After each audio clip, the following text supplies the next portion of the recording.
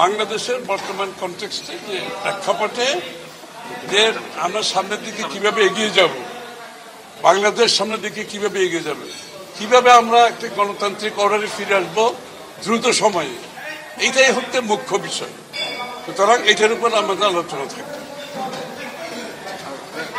এটা হচ্ছে সবচেয়ে বাংলাদেশের মানুষের জন্য এই মুহূর্তে আমরা কত দ্রুত একটি গণতান্ত্রিক অর্ডারে ফিরে যাব বাংলাদেশ, সেইটা হচ্ছে মুখ্য বিষয়।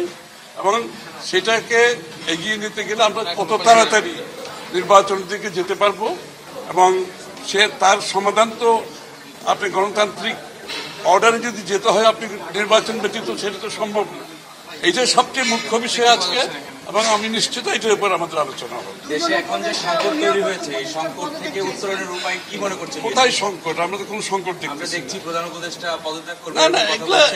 না, এগুলো কোনো আলোচনার বিষয় না। আলোচনার বিষয় হচ্ছে বাংলাদেশের আমরা যত দ্রুত গণতন্ত্রের পথে এগিয়ে যাব এবং গণতান্ত্রিক অর্ডার ফিরে পাবো, একটি সুষ্ঠু নির্বাচনের মাধ্যমে বাংলাদেশে একটা নির্বাচিত সরকার, একটা সংসদ হবে যারা জনগণের কাছে দায়বদ্ধ থাকবে, জবাবদিহি থাকবে, এবং যার জন্য গত 16 বছরে বাংলাদেশের মানুষ যে ত্যাগ স্বীকার করেছে তার অপেক্ষায় বাংলাদেশের জনগণ আছে।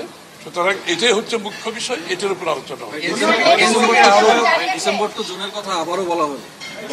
শোনেন, আমি তো বলে গেলাম না, আমাদের সন্তুষ্টির ব্যাপার এটা। দেশের মানুষ, দেশের জনগণের যেই জন্য মানুষ ত্যাগ স্বীকার করেছে, জনগণের সন্তুষ্টির জন্য আপনার রাজনীতি। আমাদের রাজনীতি জনগণের সন্তুষ্টি, জনগণকে সাথে নিয়ে আমরা রাজনীতি করি, এবং তাদের কথাগুলো আমাদেরকে বলতে হয়, তাদের প্রত্যাশা আমাদেরকে পূরণ করতে হয়।